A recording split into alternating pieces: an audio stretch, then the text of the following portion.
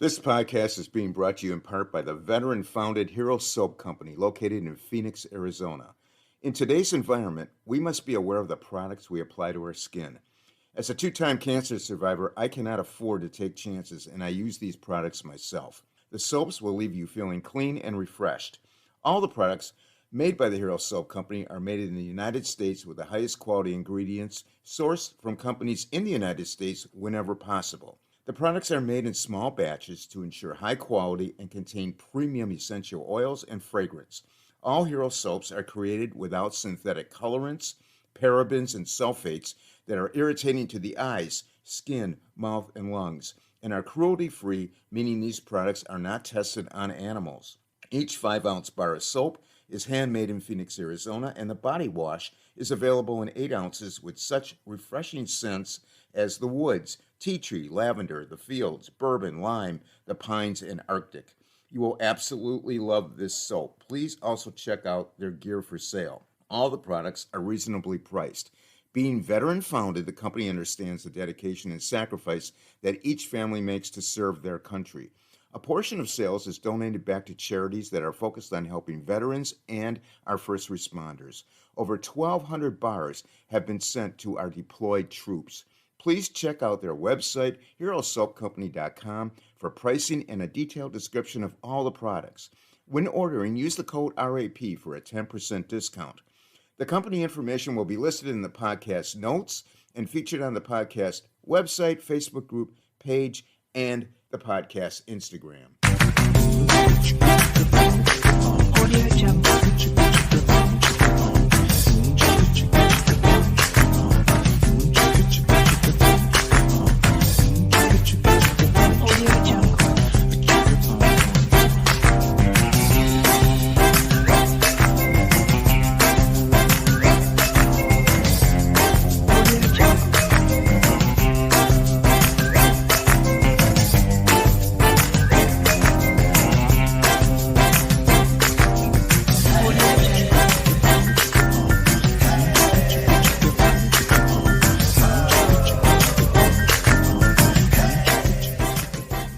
Welcome, everyone, to It's a Wrap with Rap. I am your host, Ron Rappaport. I would like to thank all our listeners, supporters, and sponsors. The podcast is being heard in all 50 states, all provinces of Canada, and over 60 countries around the world.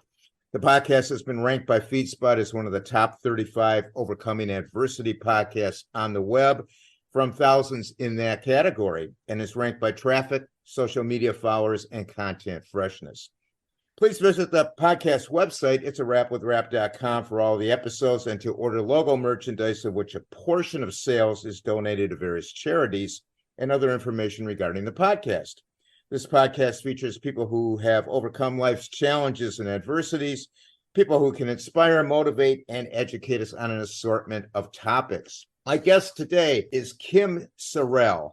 Kim is a writer, speaker, serial entrepreneur, director of a humanitarian organization, activist, mother, grandmother, and lover of all people. Kim is the director of Rays of Hope International, a partnering organization working with people in their own country who have a passion, a vision, a mission to help people in their own country and just need someone to walk alongside. In 2009, while battling breast cancer, her husband, Steve, received a pancreatic cancer diagnosis 4 months after her diagnosis. Her first book, Cry Until You Laugh, chronicles that journey. Kim's award-winning bestseller, Love Is, chronicles her year-long quest to figure out the true meaning of love that led to life-changing discoveries found mostly on the streets of Haiti. Today, Kim is a regular radio, television, and podcast guest. Kim speaks to audiences all over the world. Inspirational and educational, Kim entertains CEOs, industry leaders, company staff members, educators, parents, women's groups, and more. Welcome, Kim, to the podcast. Quite an introduction, Ron. I'm so happy to be here.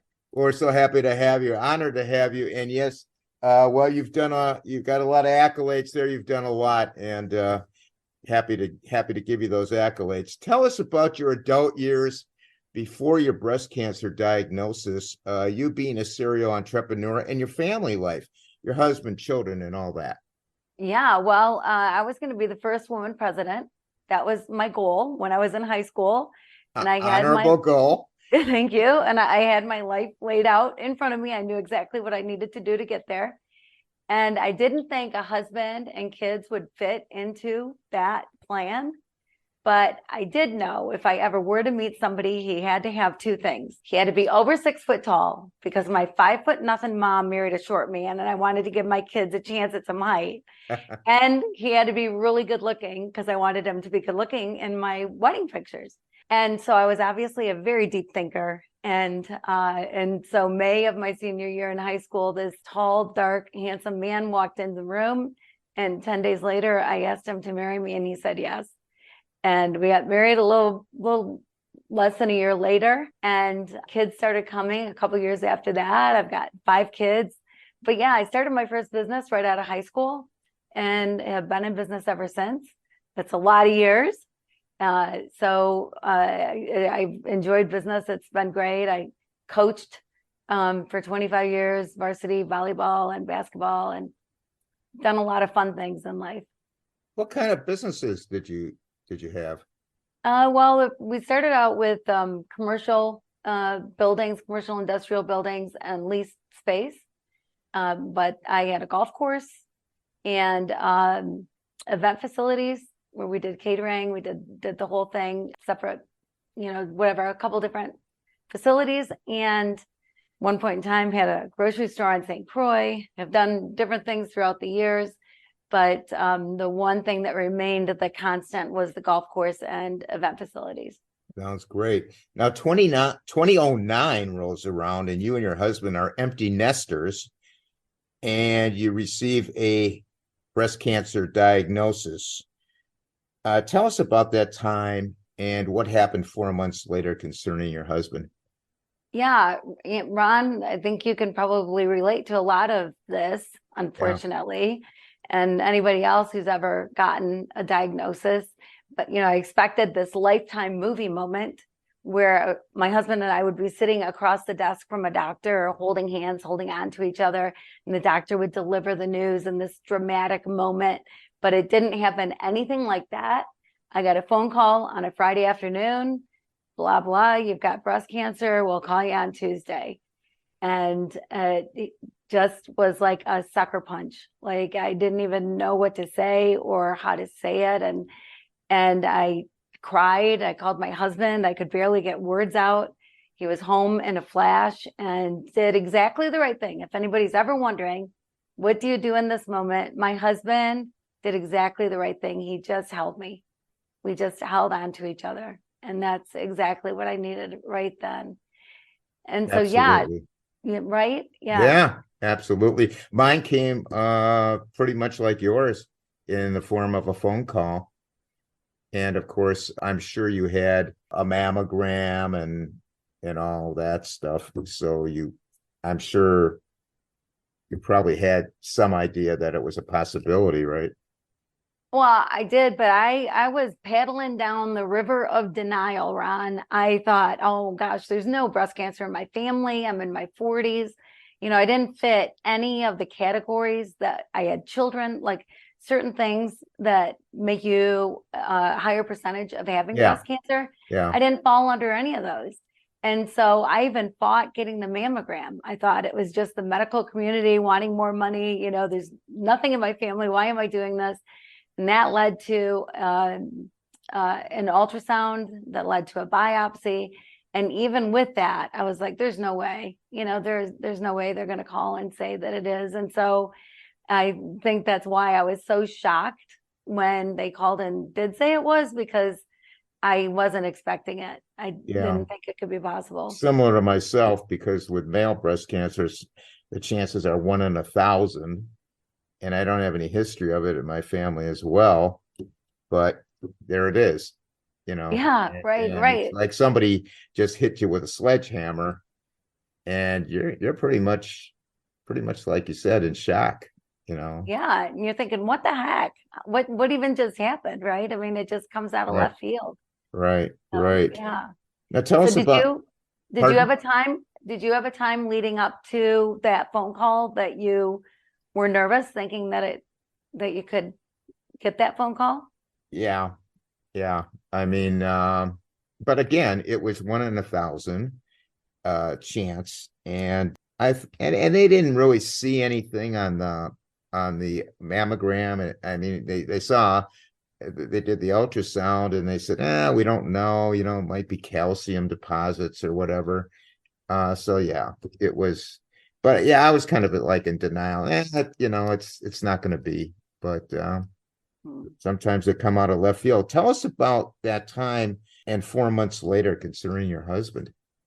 Yeah, well, just a couple weeks after I was diagnosed, my husband started having stomach pain.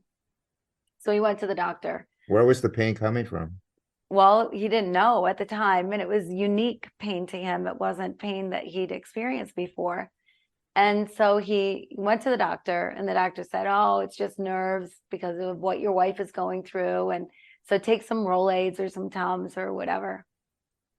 Well, 2 months later, things weren't any better for him. Things were getting worse. So he went to the doctor again.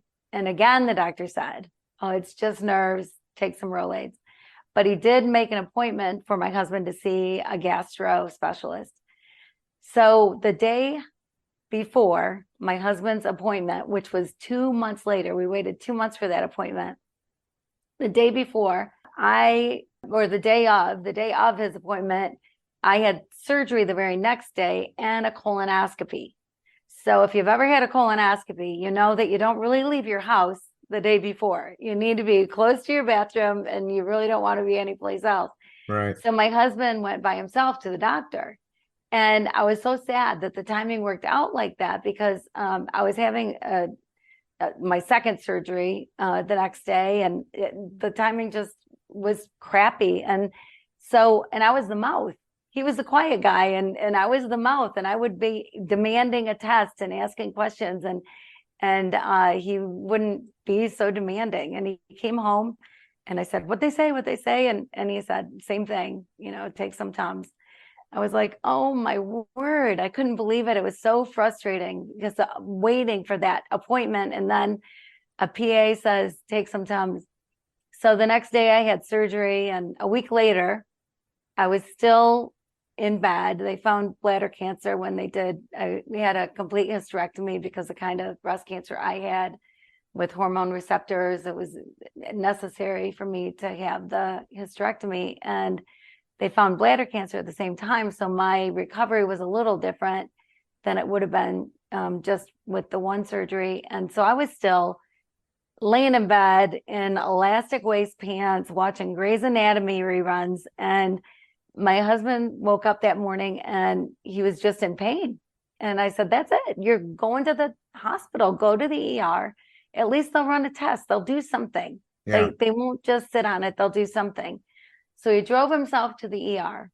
My husband was the greatest rule follower. So if it said no cell phones in the ER, you can bet his cell phone is going to be off. And Right. it was. So I waited for a phone call. Finally, he called and he said, "I guess they're going to keep me overnight." I'm like, "Keep you overnight? They don't keep anybody overnight. What are you talking about? Keep you overnight?" And so I quickly got on some real clothes and I hopped in my car in my Vicodin-induced state, drove like a crazy woman to the hospital. And I was almost there and my phone rang again. And he said, "I guess there's a spot on my liver."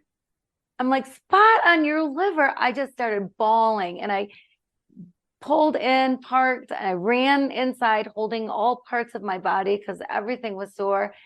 Found out where he was, and he was behind a curtain, and I crying, tears are streaming down my face, and I grab the curtain and I pull it back, and he's just sitting on the edge of the bed like nothing is going on. And he said, "Listen, I'm not going to invite you out anymore if this is the way you're going to behave." And I said, "Listen, buddy, you are not allowed to be funny right now." And so it took a few days, like it typically does with cancer. Takes a few days to get a diagnosis. And so he spent a few days in the hospital, and I was in the bed with him the whole time he was in the hospital. And then we got the diagnosis of pancreatic cancer. Wow. Yeah, not one that you ever want to hear. No. Yeah. And I just want to tell my audience what you're hearing is not a. Let me take a very brief moment out to alert all our patients and caregivers out there that Rare Patient Voice, a supporter of the podcast, is paying for your input. Patients 16 years and older and caregivers, family, and friends of any disability, disorder, syndrome, illness, or condition have the opportunity to express their opinions through surveys and interviews to improve medical products and services. Who knows your journey better than you? Rare Patient Voice puts you in touch with researchers who are developing products and services that can help you and others with your condition. These researchers need input of patients to develop products and services that have significant impact on patients' lives. Over the past 9 years, Rare Patient Voice has paid patients over $10 million. When you join Rare Patient Voice, you may be invited to participate in interviews, surveys, or online communities where you will share your insights. Rare Patient Voice usually has hundreds of studies running at any time, so there are many opportunities to participate. You will earn $120 per hour for participating in these studies. By making your voice heard, you are a catalyst for change. Rest assured your input will be used to help other patients like you. There is no cost at all to you, the participant. You can get more information and sign up by clicking the link in the sponsor's notes. Atypical. It happens every day. I do support groups with people with cancer. They go to the doctor, they get this, take Tums, take Rolaids, blah, blah, blah. And as Kim said, things got worse. It spiraled down, and her husband went to the ER room because they're going to do something in a hospital. So the moral of the story is you have to be your own advocate. And if you have pain and something's not right, and you're just getting, they're not doing the investigation they should be doing, take matters into your own hands, get a referral, or just do what her husband did. Just go to the hospital and just complain, and they'll run tests and figure it out. But like I said, Kim, this is something that happens every day. And it's so sad, that because you know your body better than anyone knows your body. Right. And if something's not right. Right. You can feel it, some of the time. Like I had no idea I had cancer. But with him, he knew it wasn't a stomach pain that he'd ever had before. It was not similar to anything that he'd ever experienced. And he pursued, he tried to figure it out. And doctors just need to really listen to patients. And when they know something's not right, take it seriously and investigate and see what you can figure out for them. Because in my husband's case, had he found out 4 months earlier, it really wouldn't have changed anything for him. Because by that point in time, it would have been where it was in January. It was all throughout his body, basically. And pancreatic cancer already is not a great diagnosis. When it's stage 4 metastasized in so many places, it's a really bad diagnosis. Yeah. And so there wasn't a lot of choices for him. In fact, when we walked out of the doctor's office that day, we just said, we're just going to pray that, because we believe that there's an afterlife, we believe in heaven, we believe in God, and that we would pray. And our prayer would be either heal him like you did the sick and the blind and the lame, or the greatest healing of heaven, but please don't let him suffer. Please don't let him suffer. That was our prayer. And I'll tell you, we had a great 6 weeks together. We had a great 6 weeks. We watched Cash Cab. We didn't have any hospital equipment. We just slept in our room. They told us probably a year. And so that's kind of what we were thinking, is a year. So we were only 6 weeks into the year, and it was great. And then all of a sudden it took a turn. And on a Sunday morning, he woke up and was in pain. And up until then, his pain was totally controlled. That we had a great palliative care doctor. His pain was totally under control. And he woke up in pain. I called the hospice nurse. She came right over and gave him some more morphine to try to get his pain under control. And he was sitting on the edge of the bed, and I was behind him, holding him from behind, because I didn't want him to fall off the bed. And he was kind of rocking because he was in so much pain. And the hospice nurse was a couple feet away on the phone in our bedroom, calling and ordering a hospital bed and commode and whatever. And I'm saying, do I call my kids? What do I do? And she's, no, you got lots of time. You got lots of time. And a couple minutes later, I just didn't feel like I had lots of time. And I just said, should I call my kids? They're not all close by. Like, should I call them? And she said, no. She said, we're talking probably weeks, if not a couple months, whatever. But I could just feel his agony. I could just feel his pain. And man, I love that man. I adored him. He was such a great guy and such a great husband. And we had a wonderful life. And to hold him and feel his suffering, I just felt so bad for him. And so I just whispered in his ear and I just said, baby, just go. And he took his last breath. That was it. Yeah. We're all sorry to hear that, what happened to him. But I do have to say for our audience, again, she was getting information, that her husband, had a lot of time left and all that. And just a side note, I had a pain. We were supposed to go to Europe, and we were pulling weeds one day, and I had a pain in my side and it just wouldn't go away. And it was really getting close to the time we were supposed to take off. And I kept telling my wife, she said, well, finally she said, maybe you better go to the doctor. I called the doctor. He thought it was kidney stones or something. So I went in and had a CT scan, and they said, don't go anywhere. Don't leave. And I went, oh, what's going on? They came back and they said, you're going to surgery right now. You have acute appendicitis. It burst. That's why the pain wasn't as intense. Yeah. So the thing is, for everyone listening out there, something doesn't feel right. Keep investigating it. I don't care if you got to go to 6 doctors, but do what you have to do, and just don't sit back and let them, lack of a better term, boss you around and give you the runaround, because your body, like Kim said. Right. Oh my gosh. Well, and how dangerous. That is so dangerous for your appendix to erupt. And how it was. yeah. I could have had I gone on that airplane, I don't think I would have made it. I wouldn't have made it. You wouldn't have made it. No, I wouldn't. No, because gangrene would have set in, and that would have been that. But yeah, it was crazy.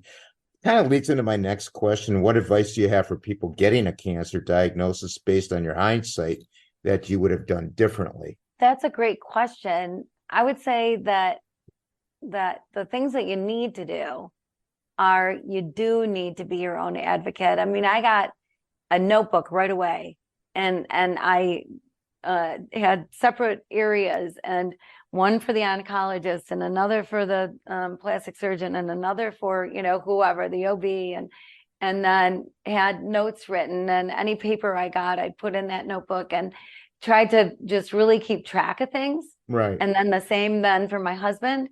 And you do have to be your own advocate. You have to go into it knowing that just because they send you to a particular oncologist doesn't mean you have to stick with that oncologist. In fact, I believe most insurances will pay for a second opinion when it comes to cancer. Yeah. And so it's okay to get a second opinion. I've known people, maybe you've too known people, Ron, that feel like they got to go to that person because that's who their doctor recommended.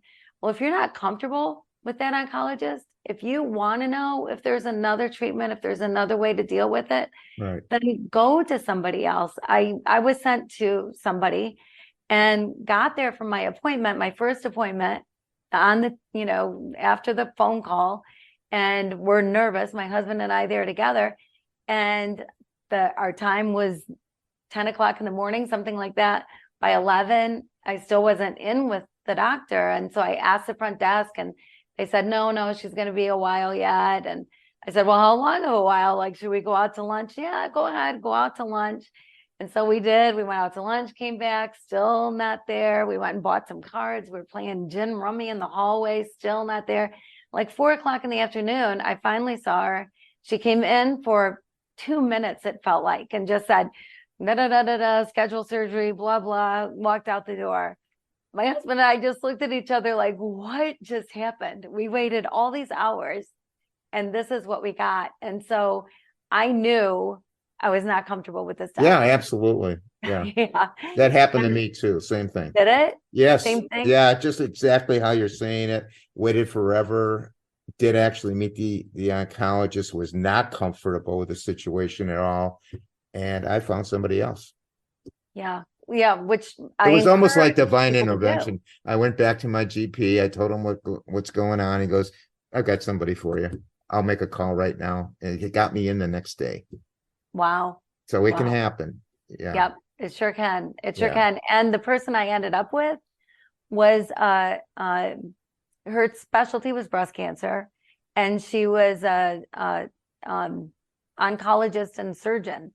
So, quite often you go to an oncologist, somebody else does the surgery. Yeah. She's both. She handles it all. And so to go to somebody like her, and she was fabulous. She was wonderful. I was so happy that I made the change. Yeah, absolutely. How did you and your husband handle those dual diagnoses together?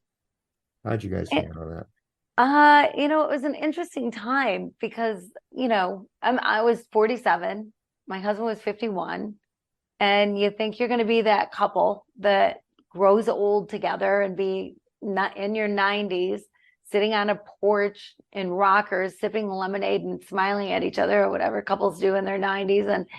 And here we are facing this terminal diagnosis with my husband. And by that point in time, 4 months in, we knew that the chances were real good I was going to survive my cancer. And, but we also knew chances were real bad that my husband would, and there was, slim to none chance. And so it was an interesting time because of so many things. I mean, it's so unexpected. The timing, our ages, just kind of everything, our dreams for the future, like what we thought was going to be was no longer going to be.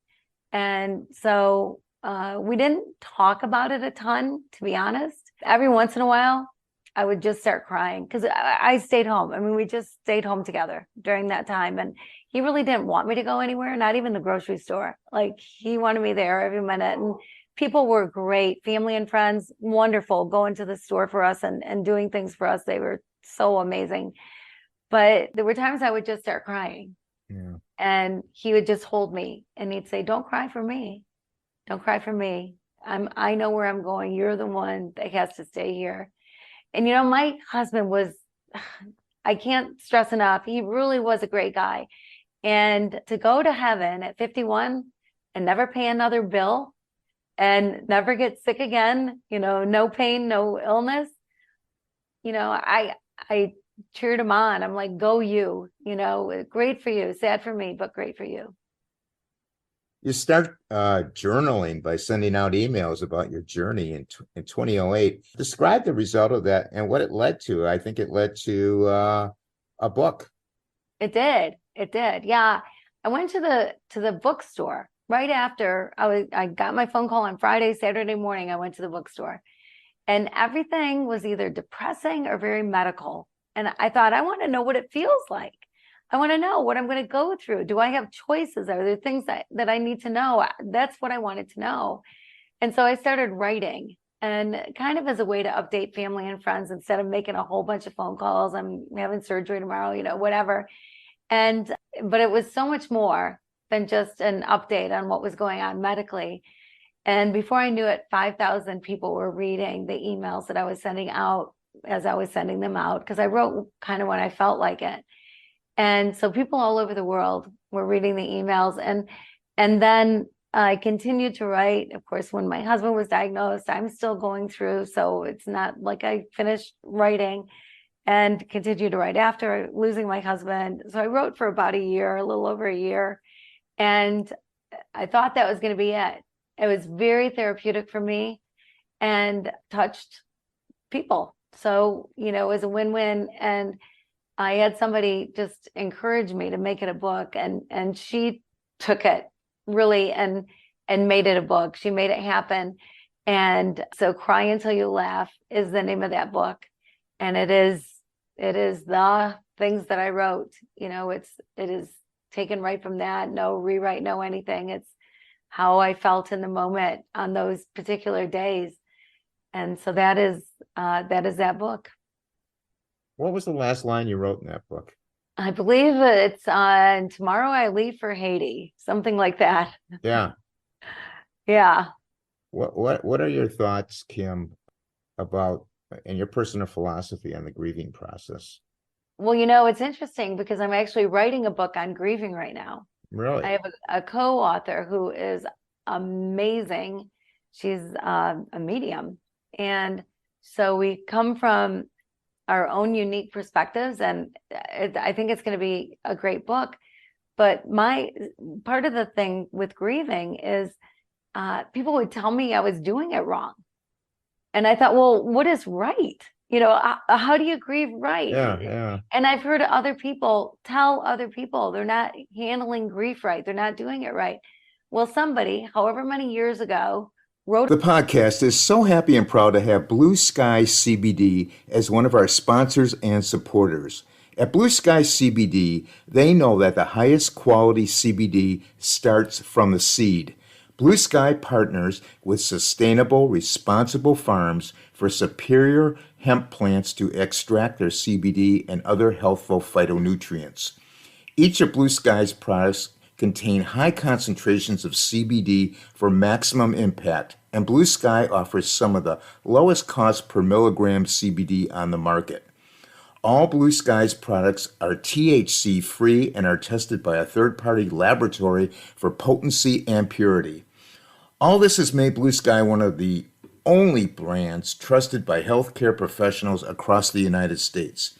As the demand for CBD and its therapeutic potential have grown rapidly worldwide, it's difficult to know which products you can trust. At Blue Sky CBD, they don't just sell their products, they use their products. Blue Sky CBD proudly shares testimonials of their loved ones who use these products. Blue Sky CBD guarantees the potency and purity of each and every product they sell. Blue Sky tests their products 3 times. First, the plant is tested, next the isolate, and last, the final product to ensure each product batch meets Blue Sky's high standards. A copy of the certificate of analysis is linked below each product description online.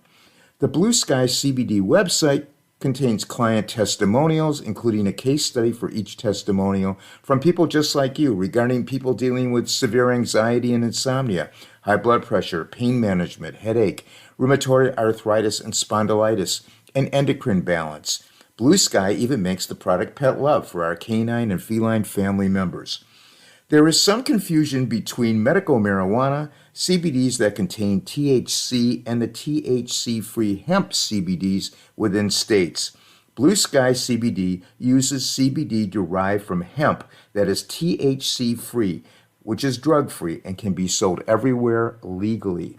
Blue Sky CBD wants you to feel confident with your purchase and offers you excellent customer service.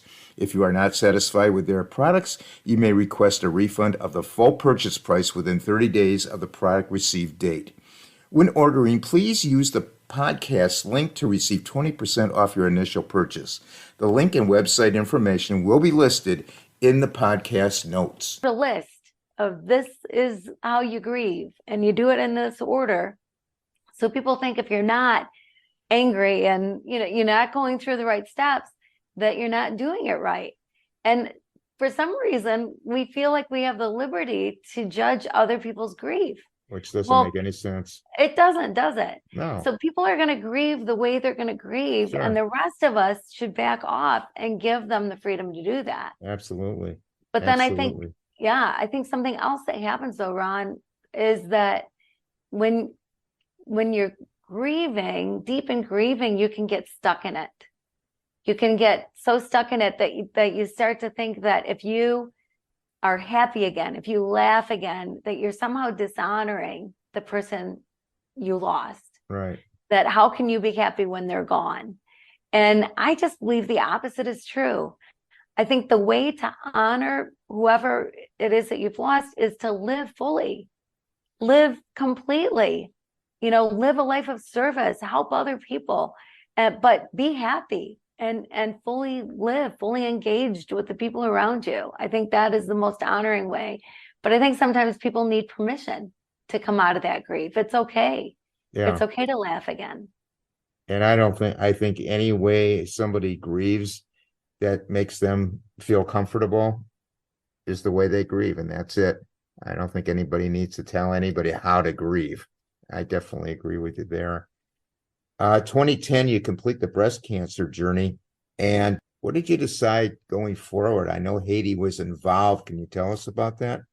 Yeah, well, I'd been running a nonprofit before I was diagnosed, stepped down from that position, and so I was doing work before then in developing nations around the world, and I wasn't sure what I was going to do when I was finally healthy enough to go back to work. I didn't know if I was going to go back into my businesses, but I had people running them, so I really didn't have to. I didn't know if I was going to go back into the nonprofit world.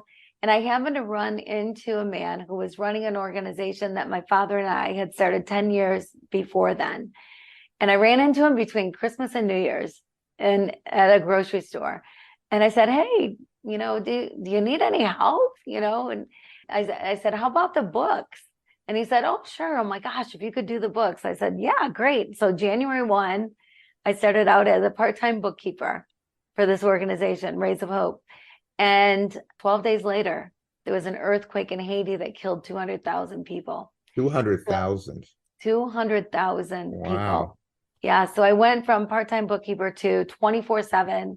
And within a couple of weeks after that, I was in Haiti. And then for the next several years, I was in Haiti for at least part of every month. So you started January 1, 2010. Mm-hmm. Okay. So a couple of years into helping in Haiti, you question, what is love really? And you dedicated a year to live love by taking a 2,000-year-old poem and taking one word a month to live by. What was the biggest surprise and takeaways from that year that you lived love? Oh my goodness, so many. What was the name of that poem? Well, it's love is patient, love is kind, does not envy, does not boast. You hear it at a lot of weddings. And there are actually 14 ises and isn't of love in that chapter. And so it took me a little bit longer than a year doing one a month. But what I soon discovered is that if you put love is or love is not in front of any word, it completely changes the meaning of the word. I thought it was going to be easy. I thought, love is patient. We know what patience is, right? You're not honking your horn if you're stuck in traffic, whatever. We know what patience is. Right. But love that is patient, I figured I was completely different than just what patience is. And so every word was like that. And so much that we're taught about love really is not love. There are things done in the name of love, said in the name of love, that have absolutely nothing to do with love. And in discovering the true meaning of love, what love really is, it just rocked my world. It totally changed my life. What word, Kim, had the biggest impact on you? The one that I dreaded doing was love keeps no record of wrongs. It's the only one that I didn't do in order. The rest of them went month by month, but that one I kept putting off because I thought, what could that possibly mean? Because you might forgive people, but you don't forget the things that happened to you, right? So it's not like you wipe your brain clean. And so what does that mean? Love doesn't keep record of wrongs. And that month, I happened to be asked by a guy in the US to show him a water project I was working on in Haiti. And so he brought 8 guys from the US over, and 2 of my Haitian friends went with us to translate, and they knew the water project inside and out because they'd been working on it. And we drove out into the countryside to where we were going to work and stay. And we got there, and it was a little building with 2 rooms. And each room had 4 twin-size beds. So there's 8 American men, 2 Haitian men, and me. But we brought along 2 cots and an air mattress. So I'm thinking, well, we'll just move things around. We're okay. You only go in the room to sleep. It's so hot in Haiti. It's not like you're hanging out in the bedroom. And so we no sooner got there than the man in charge of the American men pulled me aside. Kim, can I talk to you? I'm like, sure. And he said, did you see the rooms? And I'm thinking, buddy, there's nothing else to see. And then I thought, oh, he's asking me because he's going to think I want my own room. So I'll say, well, it's okay. I'll sleep outside. And he'll say, oh no, if anyone should sleep inside, it should be you. And I'll say, well, I don't care if there's other people in my room. And they'll say, good, because there's only so much space. So I said, well, it's okay. I'll sleep outside. And he said, oh, good. Because we've got men on this trip that would not be comfortable with a woman in their room.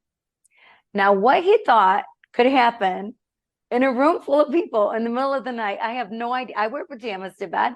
I don't have any idea what could have possibly happened, but I said I'd sleep outside, so I had to figure it out. I had to do it. I thought about sleeping in a truck, and it's so hot that wouldn't work.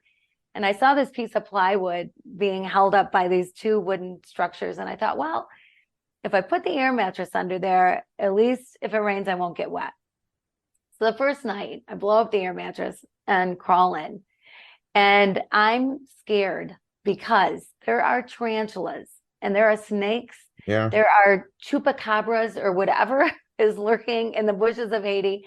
And I was not real comfortable sleeping on the ground outside. I was afraid, like, what could possibly come and attack me? Am I going to lose a limb? Are they going to be able to airlift me out of this place to Miami in time? Or, what is going to happen?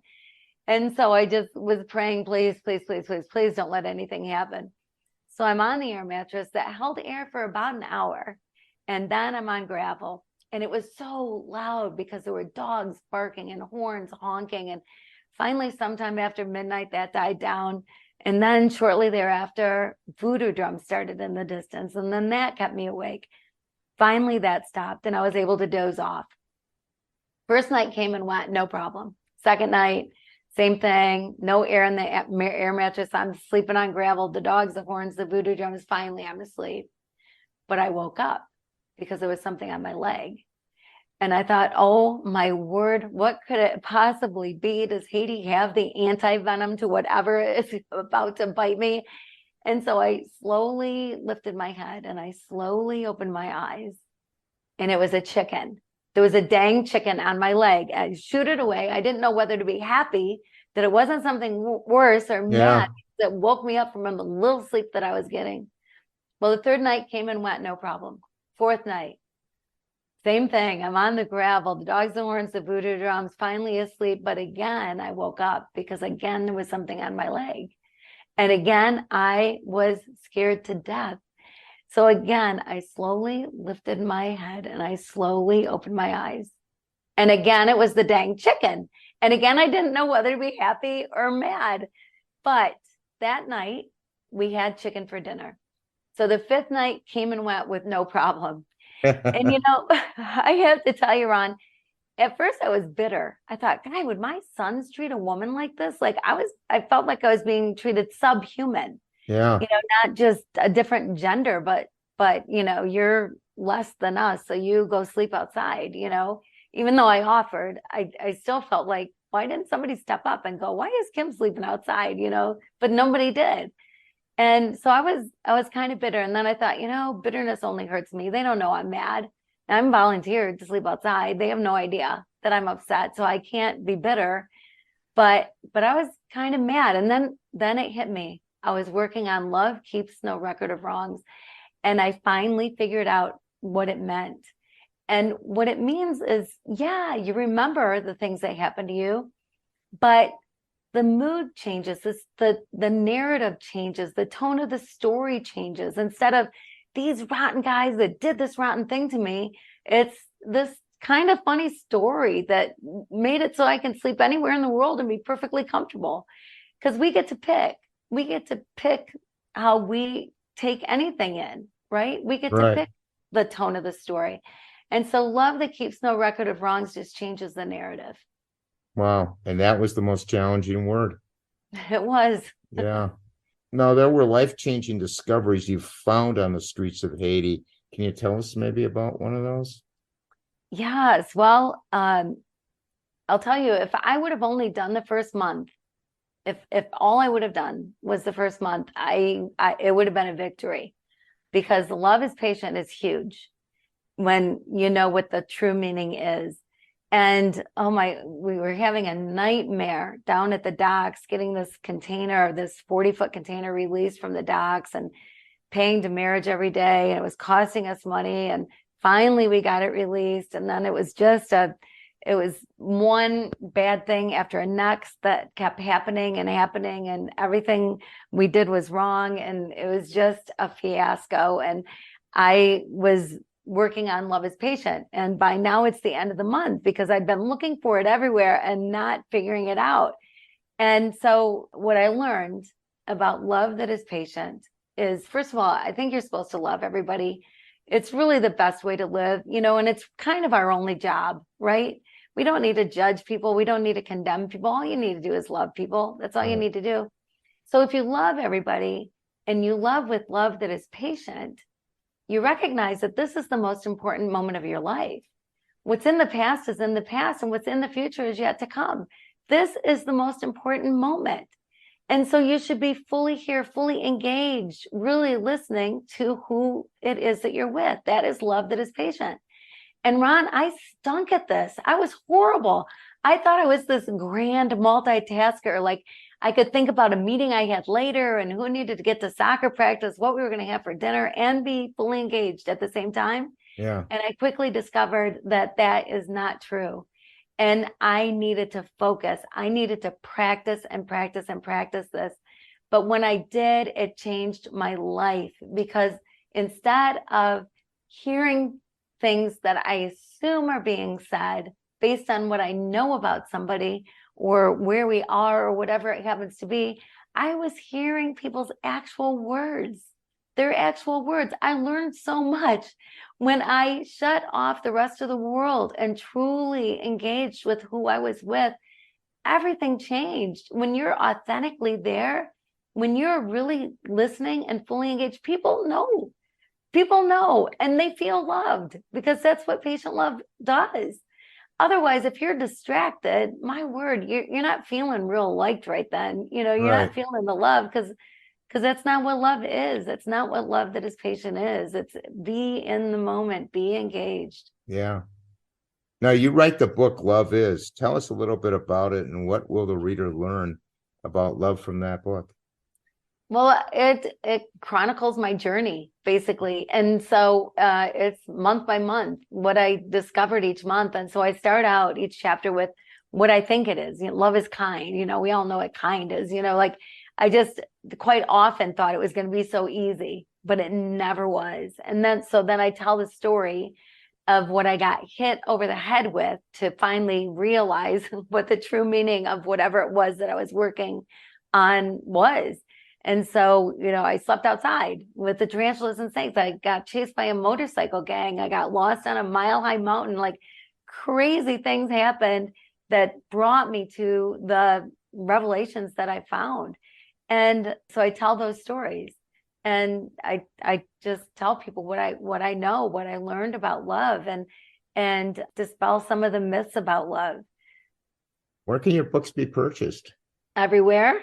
They're anywhere online, Amazon, whatever. My latest book, Love Is, that's available in brick and mortar stores as well, Barnes and Noble, wherever. But it's a dark blue cover. I can't believe I don't have one right in front of me. But I it's a see it. blue... Yeah, I see it you back see there. Yeah, I see it. Yeah, over my shoulder. For those who aren't on YouTube, the book's right behind her. It's just Love Is. Love Is. Yeah, so easy name to remember. Dark blue cover, Kim Sorrelle. My name's a little more difficult because it has way too many letters. It's kind of obnoxious. It has 2 R's, 2 E's, 2 L's. I don't know why, but it's Sorrelle. Right. But Love Is. And so, yes, it's available everywhere. And it has been quite the ride, I have to say, because even if nobody ever read my book, I needed to do this. Even if I didn't write a book, I needed to do this, because where I was in life after going through what I went through and then losing my husband, the man I adored, I needed to do this sort of pilgrimage year plus that I did.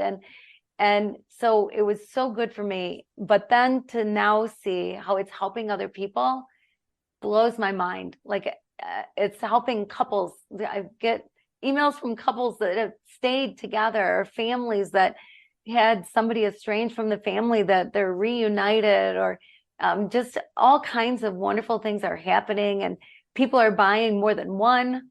People are buying them for their whole family, their adult kids, and then getting on a Zoom once a month and doing a chapter a month, and really talking about it and figuring it out for themselves. And so it's been cool to see. I gotta say, I love it that people are learning about It love. sounds great, and I love the fact that you're helping people, and people are finding out about it, and hopefully more people find out about it through the podcast. What's next for Kim Sorrelle? Well, I am working on a book on grief, because I do think that's an important topic. I Right. think people need to get some permissions, and people need to grieve how they feel they should grieve. And I just started another project, another book, that my working title is Mother Goofs: 7 Things My Kids Tell Me That I Screwed Up and How They Would Fix It. Oh, And okay. so that's more just a fun book to write. The book on grief is a little heavier, but also fun to write. But love, I mean, my passion is for the world to know what love really is, because the world would change. The world would be a different place if people really lived love. Absolutely. And we can tell from your voice and your passion that you really mean what you write about, which is great. Kim, what words of advice do you have for someone to inspire others? One thing that people can do, I believe, is to serve. Do something, whatever it is. You don't have to go to Haiti like I did. You don't have to go out of the country to serve. You don't even have to volunteer at an organization. If you see someone who needs help in the grocery store, because they're juggling babies and trying to push their cart out to their car and get the groceries in, and you go help them, that's serving. Opening the door for people, just showing love and being kind to people, that's serving.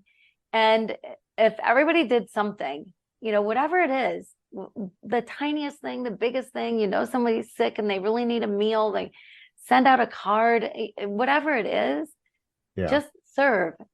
It does more for you in the end than it does for somebody else, than it does for the person you're serving, because there's this incredible thing about love that you can't outgive it. No matter how hard Absolutely. you try, you can't outgive it.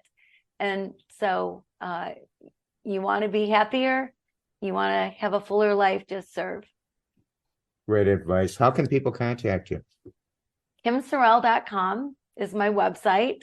Again, Sorrelle, all the letters, but KimSorrelle.com. But if you Google Love Is and Kim Sorrelle, you'll find me.